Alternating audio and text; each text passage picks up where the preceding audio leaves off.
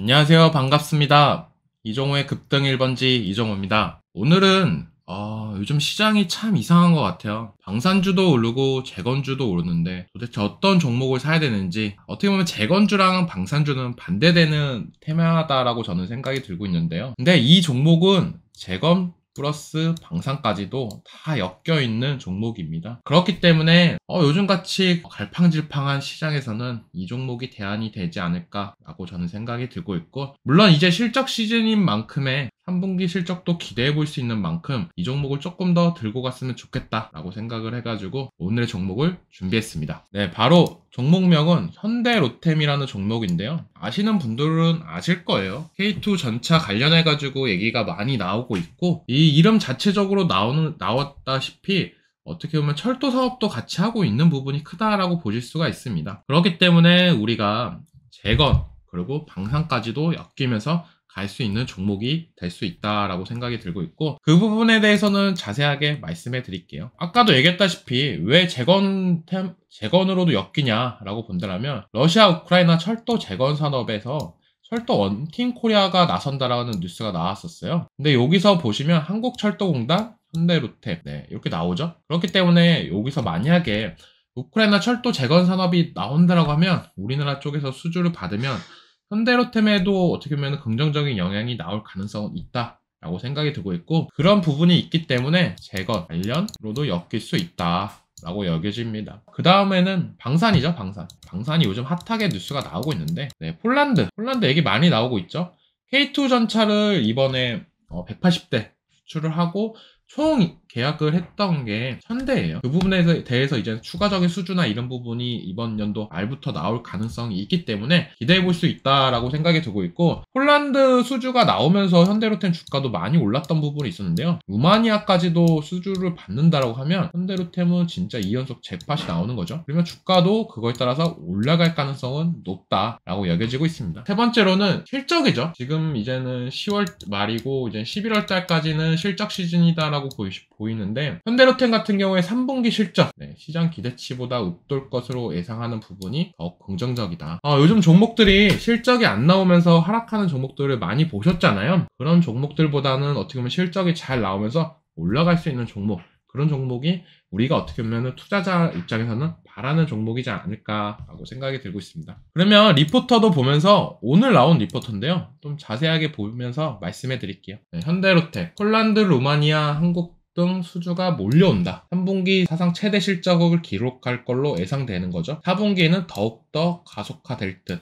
네, 이게 긍정적인 포현이다라고 저는 생각이 들고 있고요. 네, 전체적으로 보면요, 매출액이나 이런 부분은 전년 대비 20% 이상, 영업이익 같은 경우는 또 어마어마하죠. 거의 200%를 예상하는 부분이 있고, 분기 대비는 9.6%. 네, 이렇게 나온 걸로 예상을 하고 있으니까 사상 최대 실적이라는 단어를 쓸 수 있다라고 저는 생각이 들고 있습니다. 4분기에도 괜찮다라고 나오는 부분이, 성수기 환경하에서 하반기에 출고되는 38대뿐만 아니라 내년에 출고될 96대 등 진행률 매출로 가세됨에 따라 분기 사상 최대 실적이 더욱더 가속화될 것으로 예상된다. 이거는 아까 얘기했던 폴란드 관련해가지고 2차 수주 그 내용이다 라고 보실 수가 있고요. 지금 폴란드 관련해가지고는 이제 1월 수주가 예상될 뿐만 아니라 2에서 2차, 2에서 3차 등 수준 모멘텀은 지속될 것으로 보이고 있습니다. 네, 이런 부분 때문에 저는 어떻게 보면은 현대로템을 사야 되는 이유다라고 보실 수가 있는데, 이 재료들은 다 선방영이 된 거예요. 어떻게 보면은 폴란드 관련해가지고는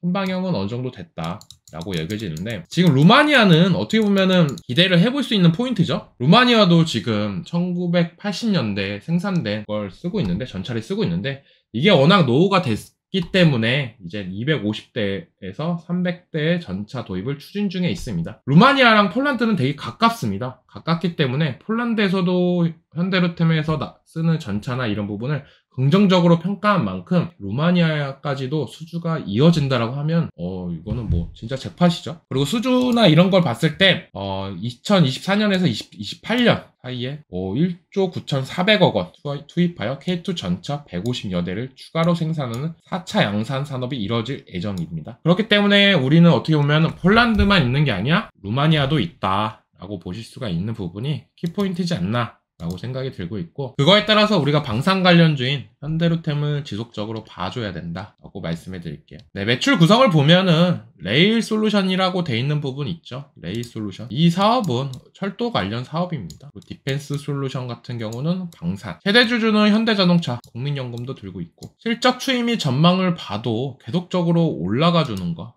실적이 올라가 주고 있죠. 이런 부분이 정말 긍정적인 키포인트지 않나 라고 생각이 들고 있습니다. 네, 레일 솔루션 같은 경우는 우리가 다들 알고 있는 철도 산업, 웬만한 거 다야 우리나라 어떻게 보면 철도회사 알고 있는 회사는 거의 뭐랄까 현대로템밖에 없을 겁니다. 대기업으로는. 네. 그리고 디펜스 솔루션 사업부에서는 K2 전차, 네, 많이 보셨을 거예요. 이런 거 전차 산업부. 에코 플랜트는 플랜트 산업과 수소 인프라, 현대차에서 수소차를 계속적으로 개발을 하고 있잖아요. 그런 충전소 사업이나 이런 부분을 현대로템이 맡아서 하는 부분이 있다라고 보실 수가 있고, 세계 사업이 다 어떻게 보면 꾸준하게 성장을 하고 있다라고 생각이 들고 있고요. 보시면은 수주 잔고나 이런 부분을 봤을 때는 확실히 철도 쪽이 더 큽니다. 이런 부분은 어떻게 보면 현대로템이 계속적으로 다른 방산주보다 저평가가 되는 부분이다라고 저는 생각이 드는데, 반대로 방산 쪽도 올라가고 있고 철도 산업도 계속적으로 올라가고 있고 만능인 종목을 찾는 게 저는 더 어떻게 보면 시장의 대안이 된다라고 생각이 들고 있어요. 그렇기 때문에 다른 뭐 하나 에어로스페이스나 LRG 넥선보다는 현대로템이 지금 시장에서는 더욱더 낫다라고 여겨지고 있는 부분입니다. 네, 아까도 폴란드랑 루마니아에 대해서 말씀해 드렸잖아요. 폴란드. 우크라이나는 정말 많이 들어보셨을 거예요. 우크라이나랑 러시아는 지금 전쟁 중이고 싸우고 있죠. 싸우고 있는 부분인데 폴란드, 루마니아 가깝습니다. 러시아랑 가깝죠. 그 말은 러시아가 이제는 또 다른 나라를 또 공격할까? 우크라이나 다음에는 우리가 되지 않을까? 약간 이런 걱정이 생길 수도 있는 부분인 만큼 국방력을 조금 더 올리려고 더욱더 노력하는 부분도 있다라고 저는 생각이 들고 있고, 그렇기 때문에 이제는 어떻게 보면 폴란드에서 1차적으로 우리나라 제품을 사용했지만 워낙 좋기 때문에 루마니아도 그런 부분에 있어서 어떻게 보면은 우리나라 쪽으로 수주가 될 가능성은 더욱더 높아졌다라고 저는 생각이 들고 있습니다. 그럼 리포터에 대해서 간단하게 말씀해 드렸고요. 네. 그러면 이제 차트를 보면서 또 마저 가격대 및 전략에 대해서 말씀해 드리겠습니다. 네, 현대로템 차트입니다. 쭉 당겨서 보시면은 이번 연도 들어서 점차 쫙 올라가주는 모습가 나왔어요. 거의 하반기부터 더욱더 가파르게 올랐던 부분이 있는데요. 하나 에어로스페이스와 차트를 같이 비교해서 보는 것도 괜찮다라고 말씀을 해드리고 싶어요. 네, 가파르게 오른 부분은 어떻게 보면 하나 에어로스페이스보다는 현대로템이 더 가파르게 올랐다라고 보고 있고, LRG 넥선이나 이런 종목도 같이 비교하면서 보시는 게 좋다라고 저는 생각이 들고 있습니다. 현대로템이 약간 후발주자 느낌이 조금 강했는데 그런 부분이 현대로템을 이때 시점에서 보시면은 다르죠. 네, 이때부터 보시면 상승률이나 이런 부분이 현대로템이 이제는 본격적으로 올라가지고 있는 모습세가 나와주고 있다. 그렇기 때문에 현대로템을 더욱더 지금 집중적으로 봐야 되고, 하나 에어로스페이스나 LRG 넥선은 충분히 지금도 많이 올랐다. 우리는 그러면 조금 들어오른 현대로템이 키 맞추기를 할 가능성은 더 높아졌다 라고 여겨지고 있습니다. 제가 보는 가격대는 얼마냐면 현대로템 같은 경우에는 저는 목표가를 8만원 정도로 생각을 하고 있어요.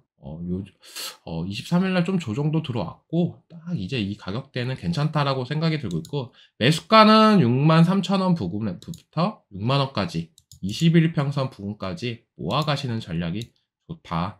그리고 손절가 같은 경우엔 53,000원 53,000원이 이탈하면 손절가로 대응하시는 게 어떻게 보면은 아무리 실적이 좋고 그래도 우리가 손절을 잡고 대응을 하셔야 됩니다. 왜냐면 회사가 악재나 갑작스러운 악재나 이런 부분이 또 갑자기 튀어나올 수 있는 부분이기 때문에 이 가격대까지 온다라고 하면 우리가 계획했던 거랑 다른 흐름이 나올 수도 있다라고 여겨지는 부분이 있기 때문에 손절가 53,000원 잡고 대응을 하시고, 제일 중요한 거는 목표가는 8만원이라고 말씀을 드렸죠. 목표가.